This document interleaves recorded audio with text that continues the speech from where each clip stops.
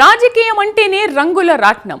ఎప్పుడు ఎవరు పైకి వెళ్తారో, ఎప్పుడు ఎవరు కిందకొస్తారో ఎవ్వరికీ తెలియదు. కానీ ఆ రాట్నంలో ఇరుక్కోకుండా తనకంటూ సొంత చక్రం తిప్పేవాడే అసలైన మొనగాడు. నేనే రాజు, నేనే మంత్రి అంటూ ఢిల్లీ వేదికగా రేవంత్ రెడ్డి చేసిన వ్యాఖ్యలు ఆయన కాన్ఫిడెన్స్కు కెరాఫ్ అడ్రస్. సొంత పార్టీలోని సీనియర్ల సవాళ్లను దాటుకొని అధిష్టానాన్ని మెప్పించి తెలంగాణ రాజకీయాల్లో సుప్రీంగా ఎదిగిన రేవంత్ ప్రస్థానం ఇప్పుడు హాట్ టాపిక్. ఇంతకీ రేవంత్ ధైర్యం వెనుక ఉన్న ఆ సీక్రెట్ ఏంటి? అసలు సినిమా ముందుందని ఆయన ఎందుకంటున్నారు? ఆ హాట్ విశేషాలేంటో చూద్దాం.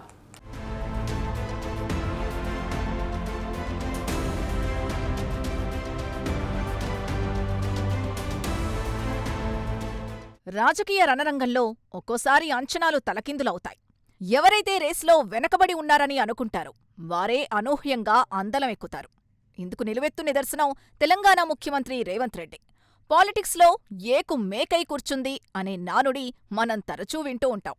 కాని ఆ నానుడికి ఒక సార్థకత చేకూరుస్తూ కేవలం పట్టుదల, పంతమనే ఆయుధాలతో అడుగులు వేస్తూ నేడు రాష్ట్రాన్ని శాసించే స్థాయికి ఎదిగిన రేవంత్ రెడ్డి తీరు ఒక అద్భుత అధ్యాయం.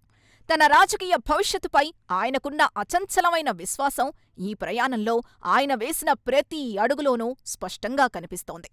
ఒక సామాన్య కార్యకర్త స్థాయి నుంచి సీనియర్ల సవాళ్లను అధిగమించి శిఖరాన్ని అందుకోవడమే కాకుండా ఆ శిఖరంపై తనదైన జెండాను రెపరెపలాడించిన నేతగా రేవంత్ రెడ్డి చరిత్ర సృష్టించారు.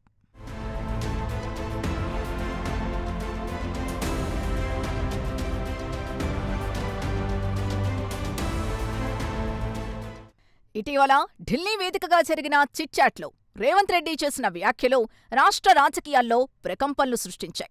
నేనే రాజు, నేనే మంత్రిని, నాకు ఎవరూ పోటీలేరు అని ఆయన చేసిన వ్యాఖ్యలు కేవలం మాటలు కావు. అవి ఆయనలోని ఆత్మవిశ్వాసానికి ప్రతీకలు.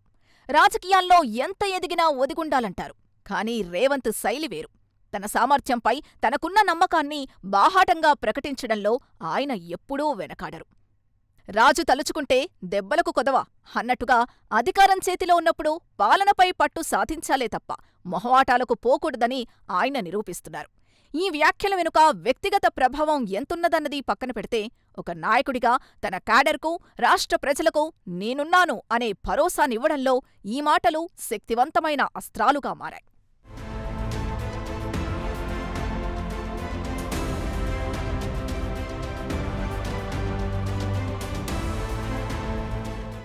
కొన్నేళ్ల క్రితం తెలంగాణలో కాంగ్రెస్ పార్టీ పరిస్థితిని ఒక్కసారి గుర్తు చేసుకుంటే అది ఒక చినిగిన విస్తరిలా దిక్కుతోచని స్థితిలో ఉండేది. అలాంటి క్లిష్ట సమయంలో పార్టీ పగ్గాలు చేపట్టి చెల్లాచెదురైన శ్రేణులను ఏకతాటిపైకి తీసుకురావడం రేవంత్ రెడ్డికి సాధ్యమైంది. రాజకీయాల్లో ఒక్కో గెలుపు 100 మలుపులకు దారితీస్తుంది అంటారు. రేవంత్ రెడ్డి విషయంలో ఇది అక్షరాలా నిజమైంది. అధికారం చేపట్టిన నాటి నుంచి నేటి వరకు కాంగ్రెస్ గ్రాఫ్ని పెంచడంలో ఆయన చూపిన చొరవ అమోఘం.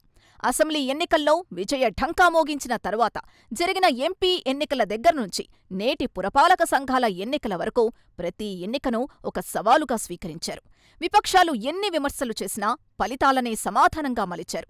ఒకవైపు పరిపాలన, మరోవైపు పార్టీని బలోపేతం చేయడం అనే 2 బాధ్యతల్ని సమతూకంతో నడిపిస్తూ తనదైన మార్క్ రాజకీయాన్ని రేవంత్ రెడ్డి రాష్ట్రానికి పరిచయం చేస్తున్నారు.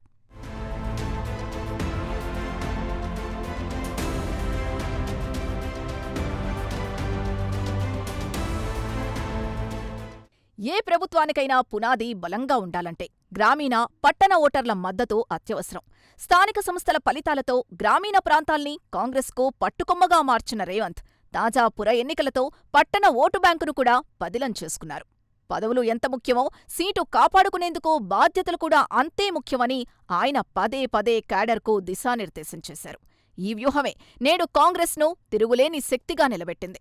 గ్రామీణ తెలంగాణను తన గుప్పెట్లో పెట్టుకుంటూనే అర్బన్ ఓటర్లను ఆకర్షించడంలో రేవంత్ సఫలమయ్యారు. ఈ సర్వతోముఖాభివృద్ధే ఆయన నాయకత్వానికి గీటురాయి.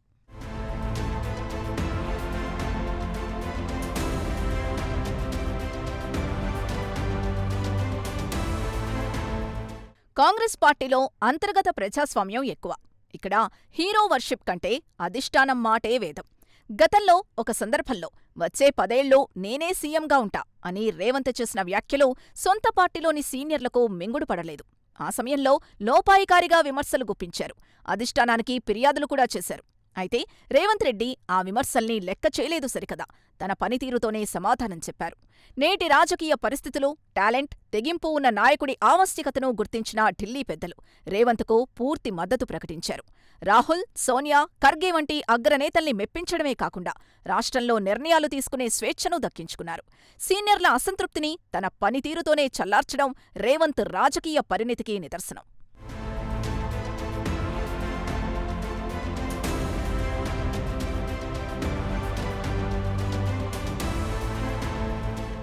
ముఖ్యమంత్రి పీఠం అంటేనే ఎన్నో ప్రలోభాలకు, ఆరోపణలకు కేంద్ర బిందువు.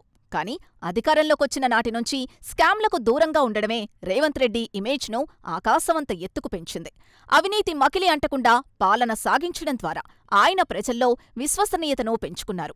ప్రత్యర్థుల్ని ఎదుర్కొనే శక్తి, ధైర్యం కేవలం రేవంత్కే ఉన్నాయని సొంత పార్టీ నేతలే బాహాటంగా ఒప్పుకుంటున్నారు. ఈ స్వచ్ఛమైన పాలనే అధిష్టానం ఆయనకు పూర్తి స్వేచ్ఛనిచ్చేలా చేసింది. గతంలో సుప్రీం అంటే అధిష్టానమే అన్న చర్చుండేది. కాని ఇప్పుడు తెలంగాణలో సుప్రీం రేవంత్ రెడ్డి అనే స్థాయికి ఆయన ఎదిగారు. ఈ మార్పు కాంగ్రెస్లో ఒక కొత్త శకానికి నాంది పలికింది.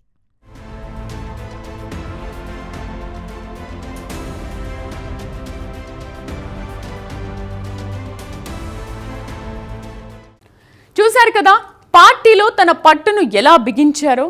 అయితే ఇదంతా ఒక ఎత్తైతే పాలనాపరంగా రేవంత్ వేస్తున్న అడుగులు మరో ఎత్తు. ఇప్పటి వరకు చూసింది జస్ట్ ట్రైలర్ మాత్రమేనని, అసలు సినిమా బడ్జెట్ సమావేశాల తర్వాత ఉంటుందని సీఎం చేస్తున్న హెచ్చరికలు ప్రత్యర్థులకు కంటి మీద కునుకు లేకుండా చేస్తున్నాయి. ఇందుకీ రేవంత్ చూపించబోయే ఆ అసలు సినిమా ఏంటి? విజన్ 2047తో ఆయన చేస్తున్న ప్లాన్లేంటి?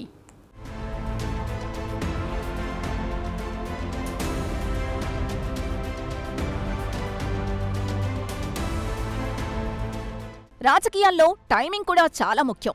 వేడిమీదే ఇనుము వంగుతుంది అనే సామెతను రేవంత్ రెడ్డి బాగా వంటబట్టించుకున్నారు. పార్లమెంట్ ఎన్నికల ఊపులోనే స్థానిక సంస్థల ఎన్నికల్ని కూడా పూర్తి చేసి విజయాన్ని కైవసం చేసుకోవాలనేది ఆయన వ్యూహం. రాబోయే మరో టర్మ్ విజయాన్ని అందుకోవాలంటే క్షేత్రస్థాయిలో పార్టీ బలంగా ఉండాలని గుర్తించిన సీఎం సహచర మంత్రులకు, పీసీసీ నేతలకు కఠినమైన టార్గెట్లు విధించారు. అలసత్వానికి తావు లేకుండా అందరినీ పరుగులు పెట్టేస్తున్నారు. ఈ దూకుడు చూస్తుంటే జీహెచ్ఎంసీ ఎన్నికల్లో కూడా కాంగ్రెస్ జెండా ఎగరడం ఖాయమని విశ్లేషకులు అంచనా వేస్తున్నారు. ఈ వ్యూహాత్మక అడుగులే రేవంత్ను మిగతా వారికంటే 4 అడుగులు ముందుంచుతున్నాయి.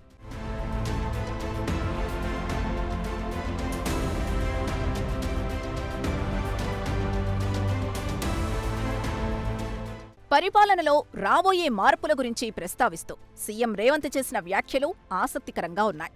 ఇప్పుడు జరుగుతోంది కేవలం ట్రైలర్ మాత్రమే. బడ్జెట్ సమావేశాల తర్వాతే అసలు సినిమా చూపిస్తా అని ఆయన ప్రత్యర్థులకు పరోక్ష హెచ్చరికలు జారీ చేశారు. త్వరలో జరగబోయే మంత్రివర్గ విస్తరణ, అధికారుల బదిలీలు ఈ మార్పుకు సంకేతాలుగా కనిపిస్తున్నాయి. బడ్జెట్ సమావేశాలు ముగియగానే తన ఆలోచనలకు, వేగానికి తగ్గట్టుగా ఉండే సొంత టీంని సిద్ధం చేసుకునే పనిలో ఆయన నిమగ్నమయ్యారు. పనిచేయని వారికి ఉద్వాసన, పనిచేసేవారికి పట్టం కట్టేలా ఆయన ప్రణాళికలు రచిస్తున్నారు. ఇది కేవలం పాలనా మార్పు కాదు, రేవంత్ రెడ్డి తనదైన ముద్రను శాశ్వతంగా వేసే ప్రయత్నం.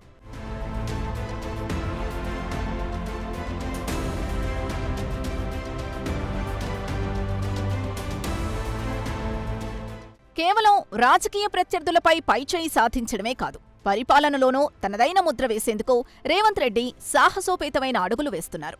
హైదరాబాద్ అభివృద్ధికి సమాంతరంగా 4th సిటీ రూపకల్పన, ఎవరూ టచ్ చేయడానికి భయపడే మూసీ ప్రక్షాళన వంటి అంశాలను భుజాన వేసుకోవడం ఆయన దార్శనికతకు అద్దం పడుతోంది. ధైర్యే సాహసే లక్ష్మీ అన్నట్టుగా విమర్శలు వస్తాయని తెలిసి కూడా కఠిన నిర్ణయాలు తీసుకోవడం, భావితరాల కోసం విజన్ 2047 పేరుతో ప్రణాళికలు రచించడం ఆయనలోని పాలకుణ్ణి ఆవిష్కరిస్తున్నాయి.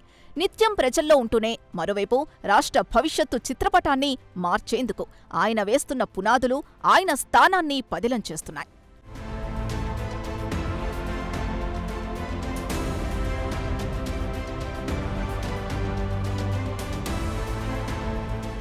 మొత్తంగా రేవంత్ రెడ్డి ప్రస్థానం ఒక ఆసక్తికరమైన మలుపులో ఉంది. పార్టీలో అంతర్గత విమర్శలు, బయట ప్రతిపక్షాల దాడులు ఉన్నప్పటికీ వాటన్నిటినీ తన ఆత్మవిశ్వాసంతో తిప్పికొడుతున్నారు.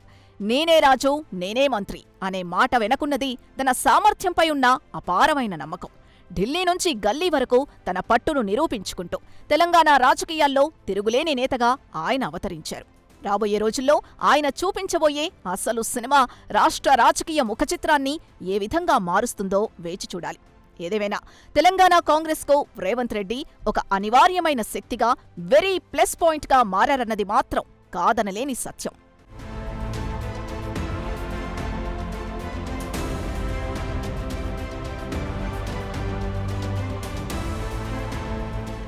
ఒకప్పుడు పార్టీలో ఒంటరి పోరాటం చేసిన రేవంత్ నేడు పార్టీకి, ప్రభుత్వానికి తానే దిక్సూచిగా మారారు.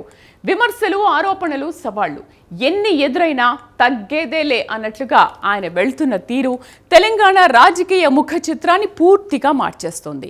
సుప్రీం అంటే ఢిల్లీ కాదు, ఇక్కడ నేనే అని ఆయన చేతల్లో నిరూపిస్తుంటే రాబోయే రోజుల్లో రేవంత్ రెడ్డి ఇంకెన్ని సంచలనాలు సృష్టిస్తారో కాలమే నిర్ణయించాలి.